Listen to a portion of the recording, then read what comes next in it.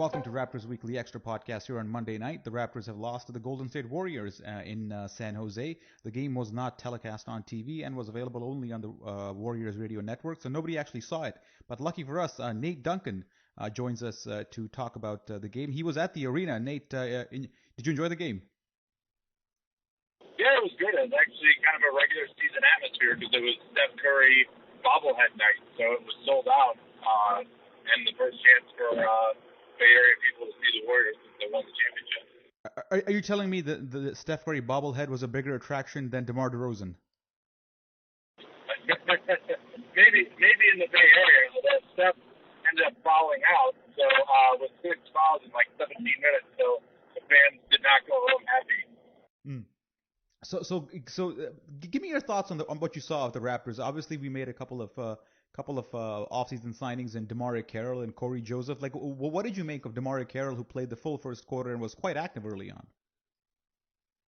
So there was a lot of talk when they signed him that he was going to play a lot of the floor. We didn't see that. We only saw that for about 2 minutes at the end of the first half. But Carroll looked good. He actually kept them in the game in the first quarter, rather. He hit 3 right wing threes. He got a couple of fast breaks. Defense looked pretty good. He did a decent job on Klay Thompson, forced him into some difficult shots. And they put DeRozan on Harrison Barnes. So it seems like Carroll will definitely be the guy that they put as the stopper on the bigger wing threat most of the time. And I think he did everything that you would have hoped that he would do, picking up where he left off for that next playoff that he had with the Hawks last year. Who was he guarding on the Warriors this game? Mostly Klay Thompson. So like I was saying, they put him on the major threat, and DeRozan was usually guarding Harrison Barnes. But they did a little bit more switching off the ball between those two at times. So what did you make of DeMar DeRozan? Just judging by the radio, it looked like he was a little struggling with his shot a little bit early on. Was only 4 for 11 in the game. He struggled the night before in Vancouver against the Clippers as well. Like, how do you see his game progressing this early in the preseason? Well, Klay Thompson did a nice job on him, I thought, and the Raptors, it was tough for DeRozan because he was just having to create one-on-one quite a bit, and because the Warriors kind of switch everything off the ball, and so, they would spend half the possession trying to set something up where DeRozan would come off the screen, and then the Warriors would just switch it, and he had to create one-on-one against a good player. And he wasn't really able to get to the foul line that I recall. So, it was a lot of just kind of top mid-range shots, which he's okay creating it, but they didn't really go down for him that much tonight. And the other guy that the Raptor fans have a lot of interest in this year, who signed a brand new contract and extension, is Jonas Valanciunas, is going up against Andrew Bogut. Now, following this game on radio, it appeared like he was having some success against Bogut. What did you make of that matchup? They didn't really post him up that much. He really probably only had 2 or 3 post-ups the whole game, which was kind of surprising because that's really his offensive forte. That's the one skill he has that it's really difficult to contend with. And the Warriors sent a decent amount of help when he did post up. I thought he did a really nice job, even though it didn't show up too much in the box score, of fighting really hard on the offensive glass. He was fighting hard for every offensive rebound, and he was getting his hands on a lot of them. It just, the Warriors were gang rebounding, and then if he got his hand on it, there was no other Raptor who was hitting the glass other than him. So I liked his effort on the offensive glass, even though it didn't really turn out that well.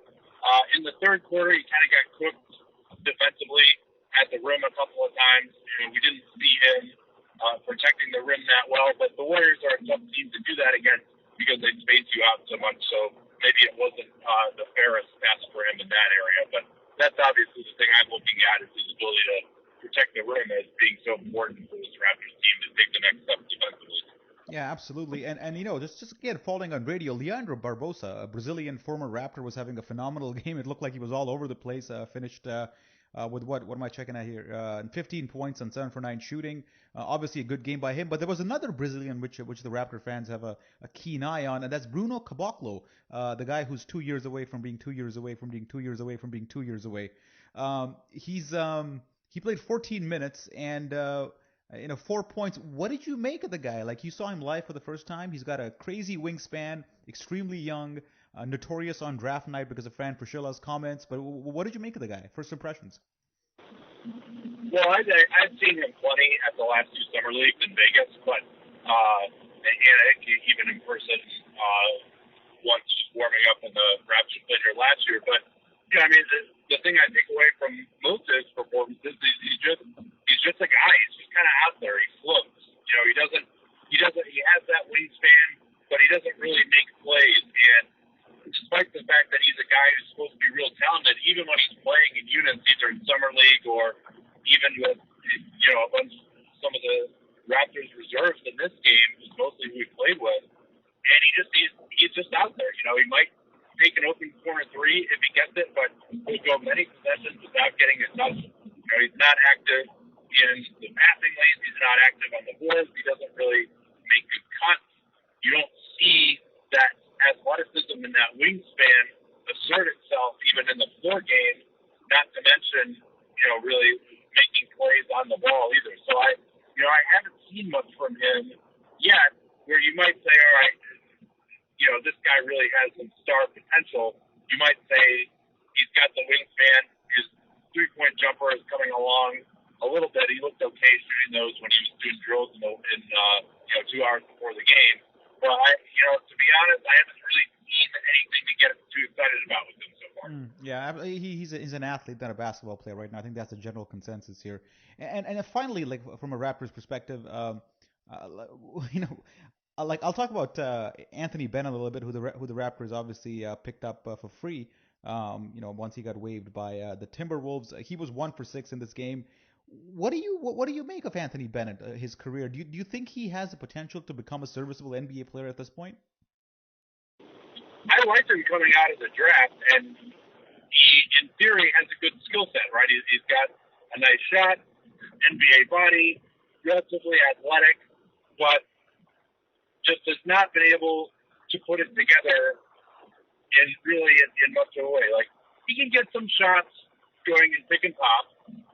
If he's wide open, rolling down the lane at a pick and roll, you know, he might be able to finish with a powerful dunk if he's open. But that's really all that we've seen from him in his career. I mean, at least he's shooting threes now instead of twos. That's helpful. You know, he had one nice corner three over a tough closeout from Draymond Green. But aside from that, he again is not able to make the impact in the floor game that you might expect with his physical tools. He doesn't really get any offensive rebounds. Defensively, he was getting abused by Mo Speights on the end of the game. You know, he's not really the most athletic guy. Speights was beating him on the offensive glass. So, and again, another guy who, unless he's directly involved in the play or just spotting up, doesn't really do that much on offense. I watch him very closely. I keep hoping that something is going to click for him. But I didn't really see anything today to make you believe that he's going to be anything more than an end-of-the-bench guy. That's just one game, obviously, but not really much in the way of signs of hope for him tonight. Okay. And the final Raptor we're going to talk about is Norman Powell from UCLA, who surprised in Summer League. He was basically the MVP of the Summer League. He didn't get much playing time against the Clippers in Vancouver the night before, but here he was 6 for 11 and 13 points. I didn't see the game, obviously, but the way it was described, it looked like he was getting his points, with relative ease and showing some good fluidity in his offensive moves. Yeah, lest all the Raptor fans think I'm just a terrible pessimist, but I thought Powell looked awesome. He's about 6'3", 6'4", has a great wingspan, but the knock on him always coming out of UCLA was that he didn't really have the type of ball skills that you would hope for as an NBA wing, and especially as a shooting guard at his height. So you thought, all right, maybe he can be kind of a 3-and-D guy. What's going to matter is whether he can just shoot spot-up shots. But picking up where he left off in Summer League, he was able to make plays off the dribble really well tonight. And when the Warriors would ice the pick and roll, he was able to get into the lane one-on-one against the big, get into the paint, and then 3 times when he was one-on-one against Festus Ezeli kind of at the free throw line, he was able to beat him, get to the basket, and rise up before Ezeli could block his shot and score. And he did that going left and going right.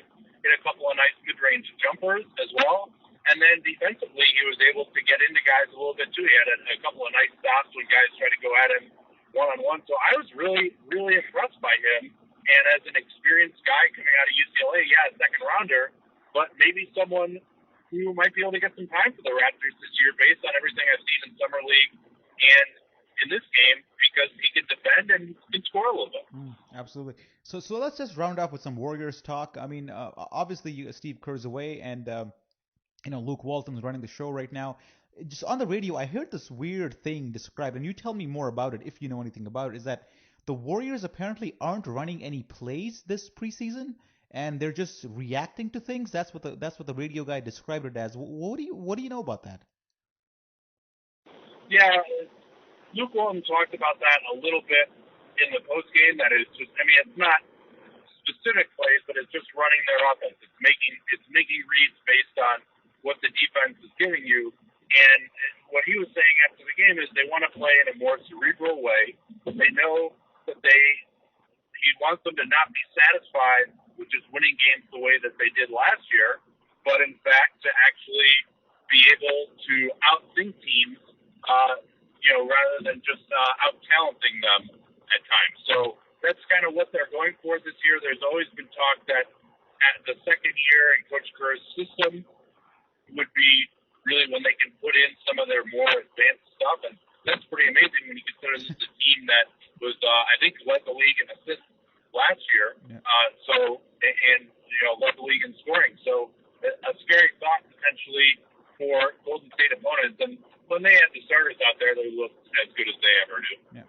So we know about Steph Curry, we know about Klay Thompson, Andrew Bogut, Iguodala, but talk to me about what's the X factor other than those guys for the Warriors having a chance to repeat this season. Like, who are you looking at to up their game to give them a shot of winning back-to-backs here? Well, it's kind of funny that I'll say this. I would actually say the training staff. They because they're an extremely healthy team a year ago, but they actually overhauled the training staff, brought in a number of Australians to kind of really embrace the sports science aspect, and they haven't had any injuries so far in camp. But I think this is the most talented team in the league if they can stay healthy the same way that they did last year. This is a proven team that's won. Maybe you could say Klay Thompson needs to take a little bit more of the next step. Draymond Green can get a little bit better shooting the ball. Bogut and Iguodala have to maintain as kind of older guys. But, there aren't really that many question marks on this team from a performance standpoint. They just got to all be out there on the court. All right, Nate. Hey, thanks again for taking time, man. I know it's late. It's late for you out there. You're driving back from the arena, and hopefully we can do this again when the Raptors face the Warriors.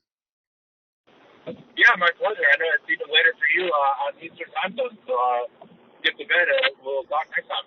Talk soon, man. Thank you again.